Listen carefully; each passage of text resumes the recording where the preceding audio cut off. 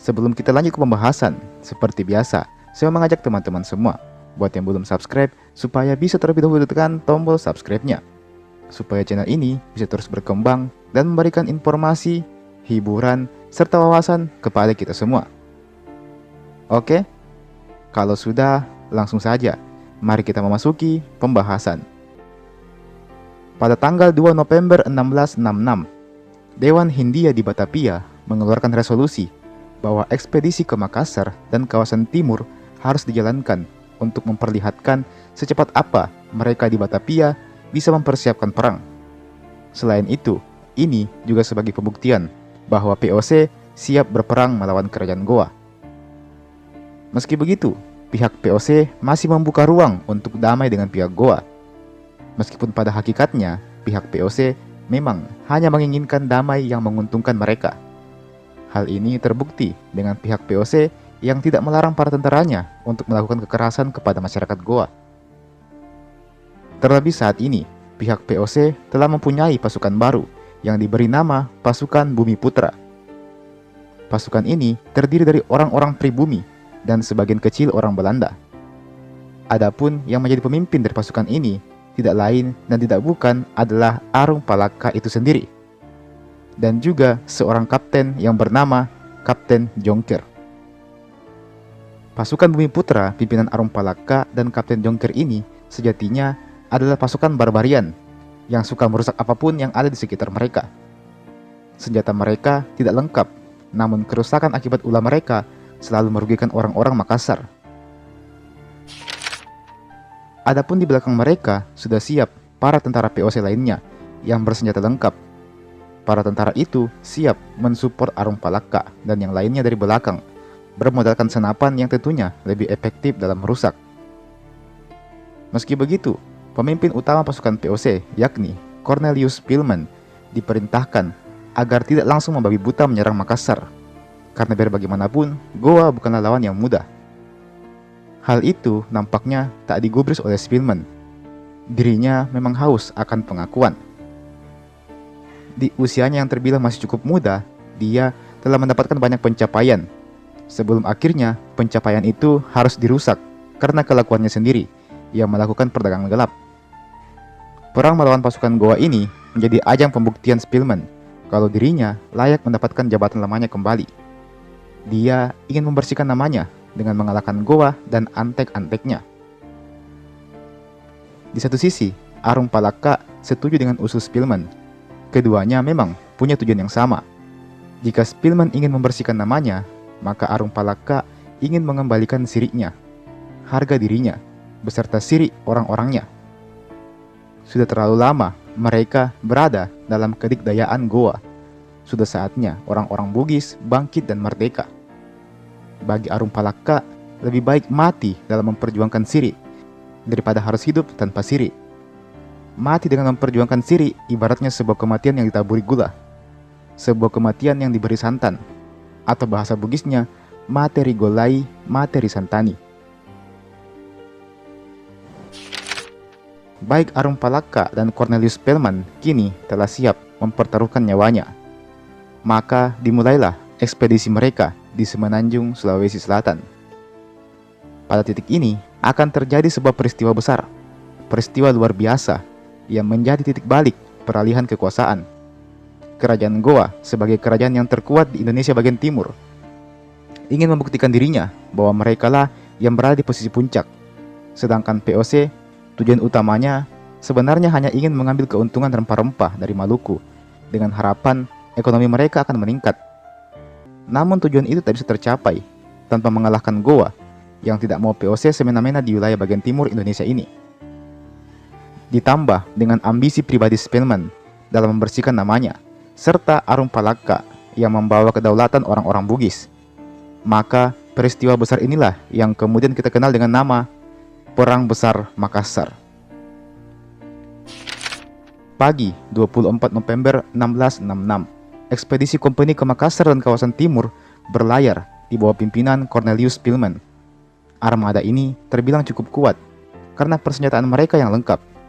Selain itu, terdapat pula 20 kapal lain yang membawa sekitar 1.870 orang. 818 orang dari mereka adalah pelaut Belanda, 578 lainnya adalah tentara Belanda, dan 395 lainnya adalah para pasukan pribumi. Pasukan utama pribumi berasal dari Ambon yang dipimpin oleh Kapten Jonker, sedangkan pasukan lainnya dari orang-orang Bugis di bawah pimpinan Arung Palaka. Armada ini kemudian mulai terlihat di pantai Makassar pada 19 Desember 1666. Cornelius Spelman sebelum menyerang terlebih dahulu mengirimkan surat kepada kerajaan Goa. Isi surat tersebut meminta ganti rugi atas kerusakan yang dibuat oleh pihak Goa kepada POC. Tak lupa, POC menuntut untuk Goa menyerahkan diri dan menjadi jajahan POC. Pihak Goa menanggapi dengan siap membayar ganti rugi berupa emas dan lain-lainnya. Namun Spelman menolak hal tersebut dan mengatakan bahwa darah orang Belanda hanya dapat digantikan dengan darah itu sendiri dan bukan dengan emas. Meski begitu, utusan Goa tak terlalu merespon tanggapan itu. Mereka menolak membawa pulang emas tersebut dan memutuskan untuk kembali ke Goa. Namun sebelum mereka kembali, mereka mendapati sosok orang yang paling mereka takuti. Ya, nampak Arung Palaka berdiri di salah satu kapal. Arung Palaka berseragam tentara Belanda, lengkap dengan medali penghargaan yang diberikan untuknya atas jasanya selama perang di Sumatera. Penampakan sosok Arung Palaka ini menjadi mimpi buruk bagi pihak Goa. Pasalnya, Arung Palaka dikabarkan sudah mati pada perang di Sumatera. Nyatanya, itu cuma berita palsu bikinan POC. Arung Palaka masih sehat walafiat dan bahkan lebih kuat lagi dengan dukungan POC di sisinya. Alhasil, rumor kembalinya Arung Palaka ini menjadikan pihak Goa semakin terguncang. Goa merasa terdesak, bukan karena Arung Palaka sebegitu kuatnya, tapi karena orang-orang Bone dan Sopeng yang kini sedang bersuka cita. Harapan mereka telah kembali. Setelah bertahun-tahun hilang tanpa kabar, Arung Palaka akhirnya kembali juga dan siap untuk menepati janjinya. Maka sudah jelas kalau pihak Bone dan Sopeng juga akan menjadi musuh Goa. Selain itu, jangan lupakan juga kerajaan Ternate. Arung Palaka berpendapat bahwa tidak butuh memberi mereka kabar. Cukup serang saja, dan sesaat setelah berita penyerangan ini sampai ke Sopeng, Bone dan Ternate, maka ketiga kerajaan itu pasti langsung bergerak dan membantunya. Meski begitu, diadakan kembali sebuah perundingan. Cornelius Spelman memang sudah sangat tidak tahan ingin menyerang Makassar. Hanya saja, dia mau mengikuti instruksi atasannya terlebih dahulu, yaitu mengadakan perjanjian dengan Goa. Sayangnya, pihak Goa bukanlah pihak yang pengecut. Goa yang diwakili Sultan Hasanuddin menegaskan bahwa mereka tidak takut dengan musuh-musuhnya. Goa menolak menyerah kepada pihak POC. Goa bahkan terang-terangan menantang POC. Ya, Goa bukanlah kerajaan yang lemah. Sekuat apapun pasukan yang menyerang mereka di masa lalu, semuanya hancur lebur di tangan Goa. Goa tanpa aliansi pun sebenarnya masih menjadi lawan seimbang untuk Arung Palaka dan POC. Akhirnya, peperangan pun tak dapat dihindarkan lagi. Pasukan POC pimpinan Spelman yang didukung oleh pasukan Bugis pimpinan Arung Palaka serta pasukan Maluku di bawah pimpinan Kapten Jonker melancarkan serangannya ke wilayah Goa. Wilayah pertama yang diserang adalah Bantaeng. Bantaeng merupakan salah satu kota yang menjadi tempat sakral bagi pihak Goa. Kota Bantaeng yang subur dan indah dalam sekejap diluluhlantahkan oleh pihak POC. Mereka menyerang warga dan membakar habis rumah-rumah warga. Meski begitu, peperangan berlangsung cukup sengit, mengingat pasukan Goa menghadang tanpa kenal lelah. Namun pada akhirnya, mereka tetap ditaklukkan juga. Pihak Goa harus mengakui keunggulan POC di awal peperangan ini. Peperangan berikutnya terjadi di wilayah Selayar, di mana pasukan Goa di bawah pimpinan Karang Bonto Marannu bertarung habis-habisan melawan pihak POC. Sementara itu, pasukan Bugis pimpinan Arung Palaka semakin bertambah jumlahnya. Jumlah awalnya yang tak sampai 200 orang kini membengkak menjadi 1.500 orang.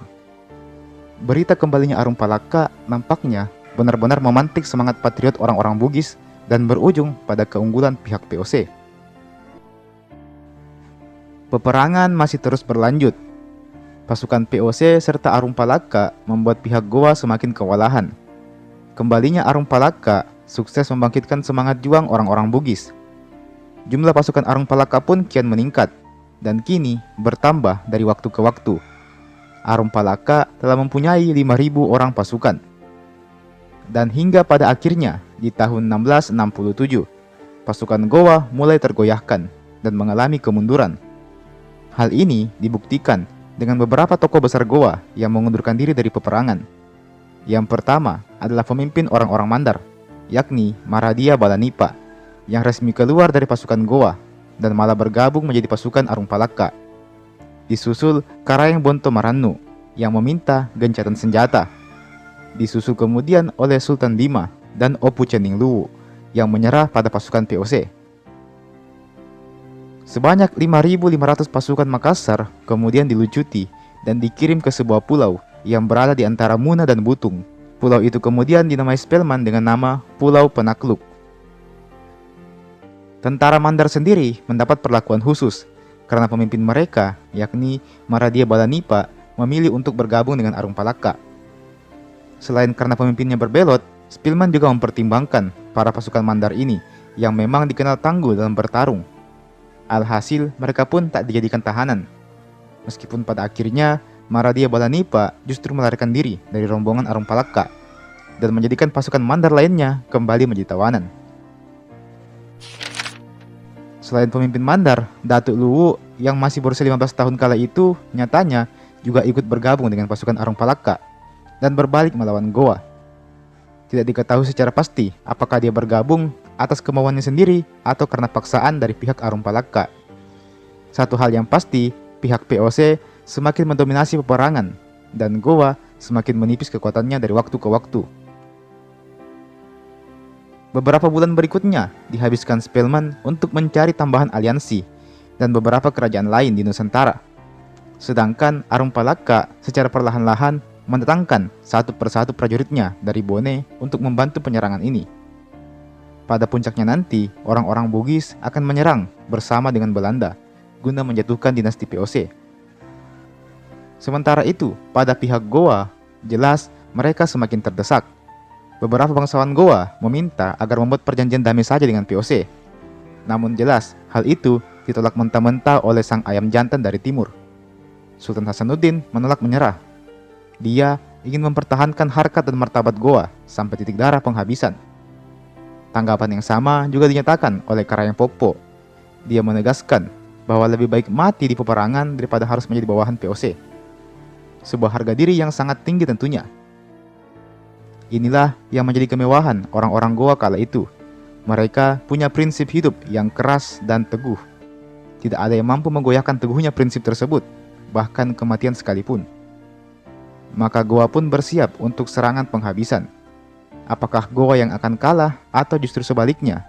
Satu hal yang pasti, pertempuran tak dapat terelakkan. Untuk mengurangi jumlah lawan mereka, pihak Gowa memutuskan untuk mengembalikan Raja Bone, yakni Lama Daremeng, kembali ke kerajaannya dan menjadi pemimpin Bone. Selain itu, pihak Gowa juga menyatakan bahwa Gowa dan Bone kini setara dan dianggap sebagai saudara. Hal ini tentunya untuk memecah belah pasukan Bugis agar kembali netral dan tak memihak kepada POC. Dan benar saja, pasukan Bugis akhirnya terpecah belah, bukan karena berbalik memihak Gowa, melainkan karena Lama Daremeng dipaksa untuk menyerang Gowa dan membalaskan dendam mereka di masa lalu. Alhasil, meletuslah perang antara pasukan Bugis melawan Gowa, yang mana peperangan ini tanpa debat berhasil dimenangkan oleh pasukan Gowa. Tindakan gegabah orang-orang Bugis ini menjadikan Arung Palaka diserang habis-habisan. Arung Palaka kemudian terdesak, kemudian menaiki perahu bersama rekan-rekannya untuk melarikan diri dari kejaran pasukan Gowa. Sayangnya, perahu tersebut terombang-ambing di lautan, terkena badai, dan hilang tanpa jejak, menjadikan Arung Palaka tak diketahui keberadaannya. Di satu sisi, para pasukan Bone melarikan diri ke Luwu.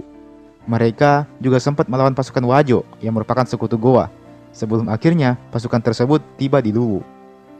Di Luwu, pasukan Bugis ini bergabung dengan orang-orang dari Kera dan Toraja. Dan hal ini membuat jumlah pasukan mereka membengkak menjadi 18.000 orang. Mereka semua masih siaga di Luwu, bersiap menunggu perintah dari Arung Palaka, yang sayangnya saat ini sedang menghilang entah kemana. Pihak POC awalnya ingin menyerang Goa dan mengajak pasukan Bugis itu untuk menyerang Goa bersama-sama. Sayangnya, para pasukan Bugis ini tidak mau mengikuti perintah POC. Satu-satunya pemimpin mereka adalah Arung Palaka. Meskipun tujuan mereka sama, namun jelas ada rasa khawatir di benak orang-orang Bugis. Tanpa Arung Palaka, POC bisa saja berdamai dengan Goa, dan ujung-ujungnya Bugis kembali dijajah oleh pihak Goa. Jadi sebaiknya mereka menunggu pemimpin mereka yang sebenarnya datang. Dan beruntungnya Arung Palaka berhasil ditemukan di sekitar wilayah Kasi dalam keadaan sehat walafiat. Segera pihak POC membawa Arung Palaka untuk menjadi pemimpin pasukan Bugis. Namun sebelum itu Arung Palaka memutuskan untuk singgah sebentar di kampung halamannya di Bone. Di Bone, Arung Palaka berhasil mengumpulkan pasukan tambahan, ditambah pula orang-orang Sopeng yang kembali bergabung bersama dengan Arung Palaka. Akhirnya, orang-orang Sopeng dipercayakan untuk menyerang Goa dari wilayah baru. Dalam hal ini, sebelah utara wilayah Goa. Sedangkan Arung Palaka dan pasukan Bone akan menyerang dari arah selatan. Arung Palaka pun pada akhirnya memerangi Goa dengan susah payah. Meskipun dengan bantuan dari POC, nyatanya mengalahkan Goa bukanlah perkara yang mudah. Peperangan yang berlangsung sengit menghabiskan banyak sekali waktu dan tenaga. Dan tentu saja, banyak korban berjatuhan akibat hal ini. Pada akhirnya, pasukan Bugis dan POC berhasil mengalahkan pihak Goa, menjadikan Goa kini hanya punya satu wilayah tersisa, yakni di Makassar. Galesong adalah benteng pertahanan terakhir yang dimiliki oleh Goa. Di benteng Galesong inilah Sultan Hasanuddin dan para bawahannya berada. Arung Palaka awalnya diminta untuk diam dan menunggu bantuan datang dari POC. Namun, sedikit kecerobohan dari Arung Palaka membuatnya maju dan membawa pasukannya untuk menyerang benteng Galesong sendirian. Peperangan pun kembali pecah. Pasukan Goa memang sangat kuat. Namun lagi dan lagi, pasukan Bugis berhasil menunjukkan tajinya. Peperangan yang berlangsung beberapa hari itu berhasil dimenangkan oleh pihak Arung Palaka. Sebuah tindakan ceroboh, namun nyatanya menguntungkan pihak POC. Maka jelas, Spilman semakin menaruh respek yang besar kepada Arung Palaka. Akhirnya, pihak Sultan Hasanuddin mundur ke wilayah Makassar, satu-satunya wilayah yang tersisa milik Goa saat ini. Dan tibalah masa pertempuran terakhir. Peperangan akhirnya berlanjut.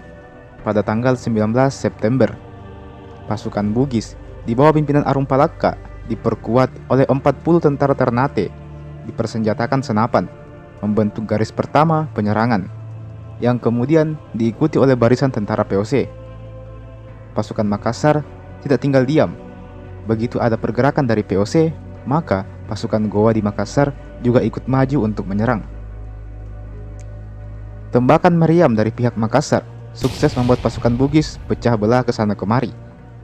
Meski begitu, pasukan POC yang memang lebih terlatih berhasil memutarbalikkan keadaan. Dengan persenjataan lengkap serta kelihayan tentara POC, pasukan Makassar berhasil ditekan kembali. Hal ini membuat pasukan Bugis langsung menyerang balik, dan pada akhirnya berhasil memaksa pasukan Makassar untuk mundur. Di sela-sela perang tersebut, tersiar sebuah kabar bahwa pihak Goa sedang mengirimkan sejumlah pasukan untuk menyerang kerajaan-kerajaan yang membelot melawannya. Kerajaan seperti Sopeng, Bone, dan Luwu kini terancam diserang oleh Goa. Hal ini sukses membuat moral para pasukan Bugis jadi sedikit terganggu. Banyak dari mereka mendesak Spilman untuk mengirimkan bantuan untuk melindungi kerajaan-kerajaan tersebut. Setelah terdesak, akhirnya Spilman pun setuju. Namun, ketimbang mengirim pasukan ke Bone atau bahkan ke Luwu, maka Spilman lebih memilih untuk menghalangi pasukan Goa itu berangkat dari wilayahnya. Singkat cerita, usai intrik panas tersebut, perang pun kembali meletus. Perang kembali berpihak kepada pasukan POC. Usai pasukan Goa dipaksa mundur ke benteng Somba Opu. Kejadian ini berlangsung pada tanggal 26 Oktober.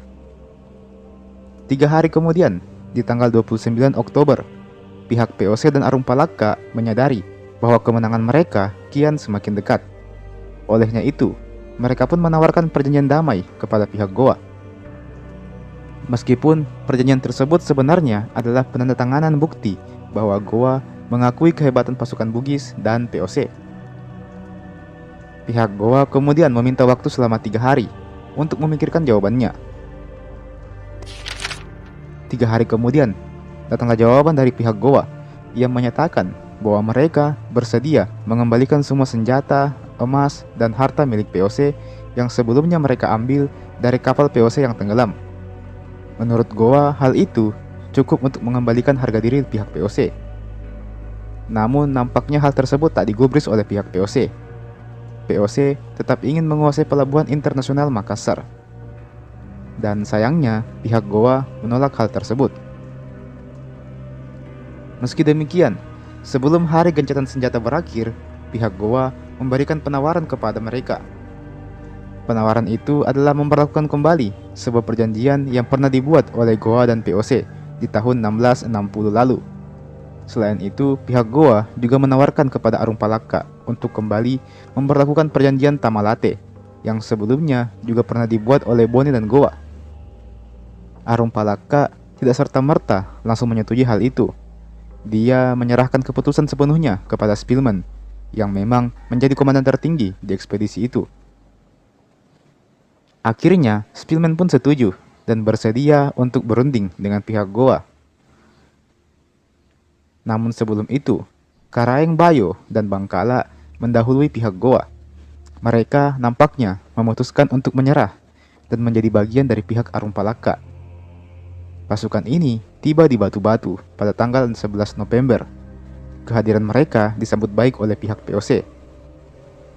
Di bawah sebuah pohon, perjanjian pun ditandatangani bersama dengan sumpah setia yang diucapkan sambil menghunuskan badik yang diiringi dengan tabuhan gendang. Terdapat ekspresi kecut pada wajah pasukan ini.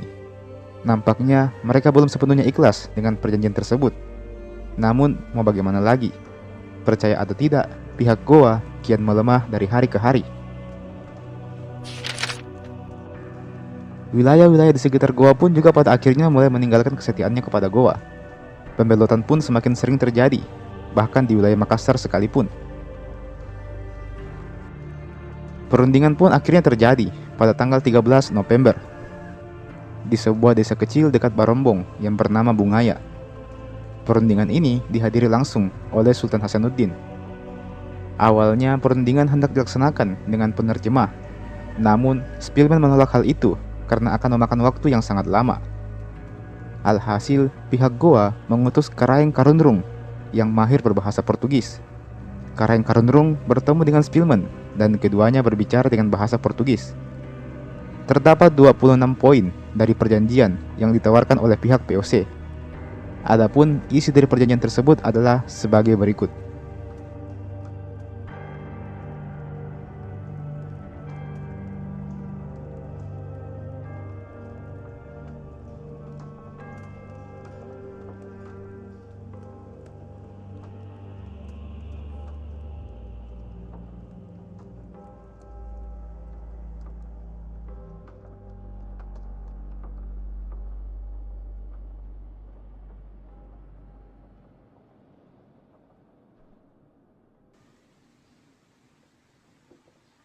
Pihak Goa tentu gempar dengan isi dari perjanjian ini.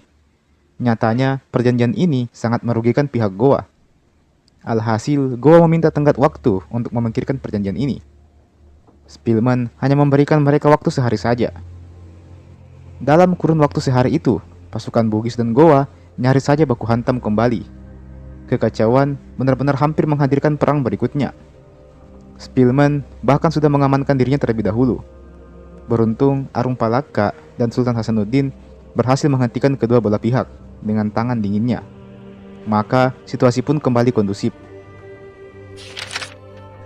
Pada akhirnya, kedua belah pihak pun bersumpah di bawah kitab sucinya masing-masing. Dan perjanjian Bungaya pun resmi ditandatangani. Perang telah usai. Pihak Belanda dan Bugis merayakan kemenangannya. Pihak Goa hanya tertunduk menyaksikan dimulainya era kependudukan Belanda di tanah Makassar. Ada satu pasal lagi yang ditambahkan dari perjanjian Bungaya ini, bahwa orang-orang Inggris harus diawasi ketat dan kalau perlu diusir dari Makassar. karena tentunya pihak Inggris sedang bermusuhan dengan Belanda saat itu. Di sisi lain, Sultan Hasanuddin menyetujui hal itu dan menyerahkan kewenangan kepada POC untuk mengatur masalah tersebut. Pada akhirnya, usailah Perang Besar Makassar ini. Kemenangan bagi POC, kebebasan bagi Arung Palaka dan para pengikutnya. Namun, benarkah peperangan benar-benar telah usai? Nyatanya kita ketahui bersama bahwa perang tidak benar-benar usai. Masih banyak intrik panas dan peperangan yang terjadi antara kedua belah pihak, menjadikan kata damai semakin sulit untuk diwujudkan.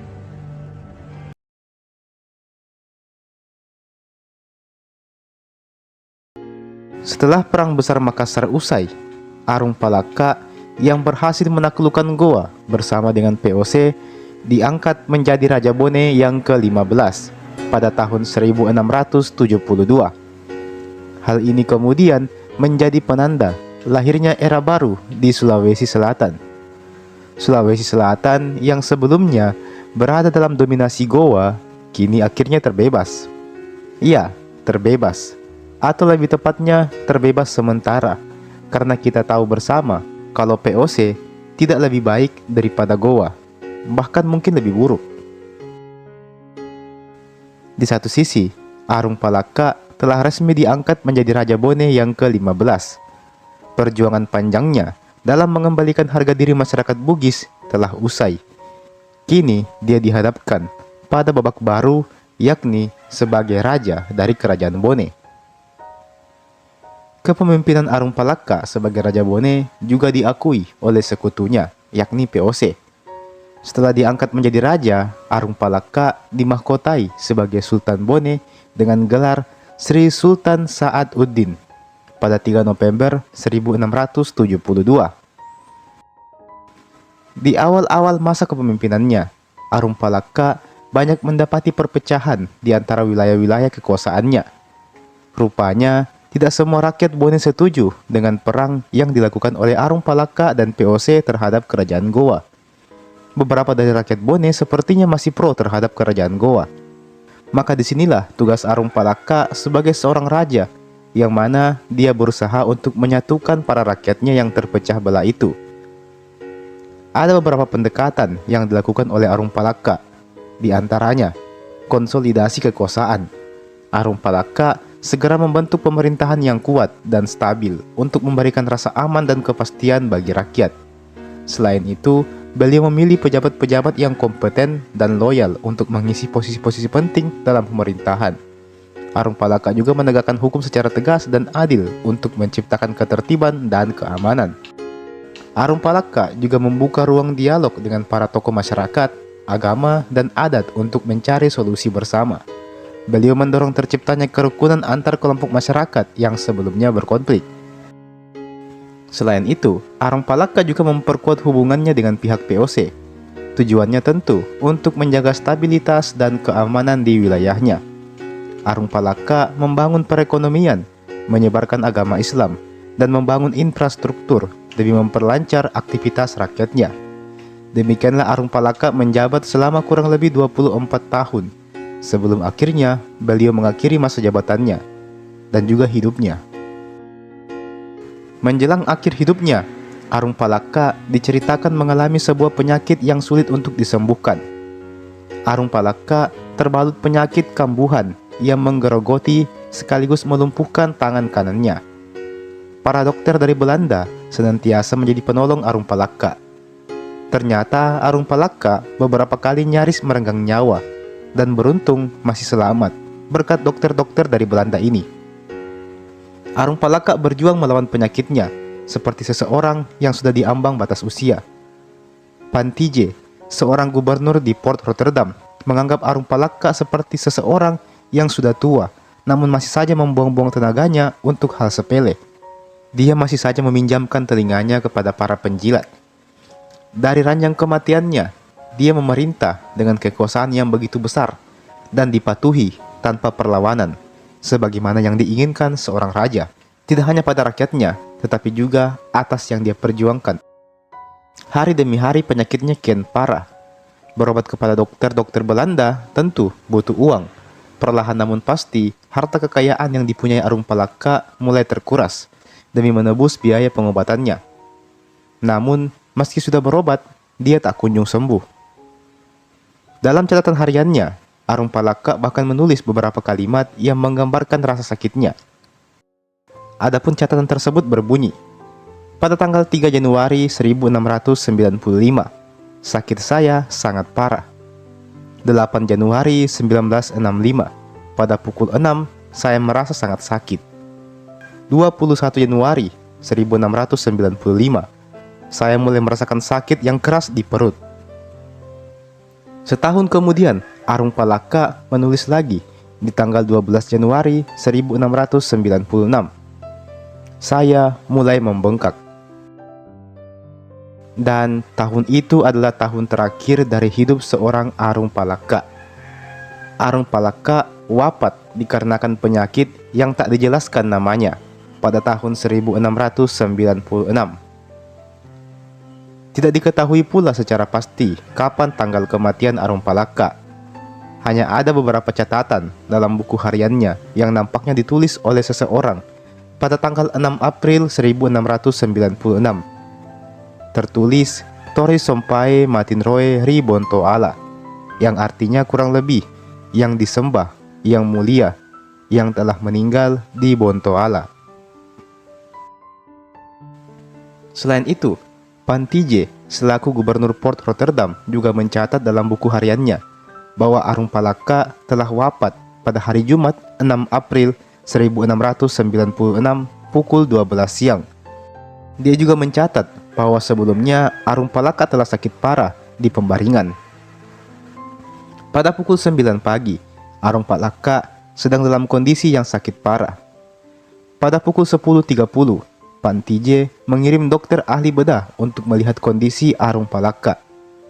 Pukul 11 pagi, para dokter tersebut menjelaskan bahwa ajal Arung Palaka telah semakin dekat. Pada pukul 11.30, datanglah utusan yang melaporkan kepadanya dalam bahasa Melayu bahwa Tuan punya bapak sudah hilang. Arung Palaka telah meninggal dunia pada pukul 11.30 pagi. Pada pukul 16 sore hari yang sama, beberapa rombongan datang lagi ke Pantije dan menyampaikan bahwa para bangsawan negeri ini akan menguburkan jenazah Arung Palaka pada pukul 7 pagi besok di goa di sisi raja-raja pendahulu. Pemakaman ini diatur oleh Karaeng Goa Sultan Abdul Jalil. Meskipun Arung Palaka bukan keluarga bangsawan Istana Makassar, namun karena adat menghendaki bahwa seseorang penguasa yang meninggal tidak boleh dipindahkan dari kediamannya hingga penggantinya dipilih, Lapatau pun segera dinobatkan oleh Arupitu. Dan keesokan paginya, sebuah utusan Bone datang mengabari Belanda tentang Arung Pone yang baru. Sementara persiapan penguburan Arung Palaka berlangsung terlebih dahulu. Persiapan akhir bahkan dilaksanakan sebelum utusan resmi Bone berangkat ke Port Rotterdam. Pada pukul 6.30 pagi, Pantije mengutus 3 perwakilan resmi company dengan sekitar 62 orang berkuda ke Bonto Ala untuk turut dalam proses penguburan. Jenazah dibawa dari kediaman kerajaan ke Usungan dengan sebagian besar jalan ditutupi kain linen putih. Jenazahnya sendiri dibalut dari kepala hingga kaki dengan kain kapan dan diletakkan di atas Usungan Lapatau dengan dikelilingi putri istana dan para imam yang menangis dan meratap. Upacara dimulai pukul 7 pagi dan berlangsung selama 2 jam. Selama prosesi berlangsung, 7 tembakan diletuskan dari sebuah benteng kecil di Port Rotterdam.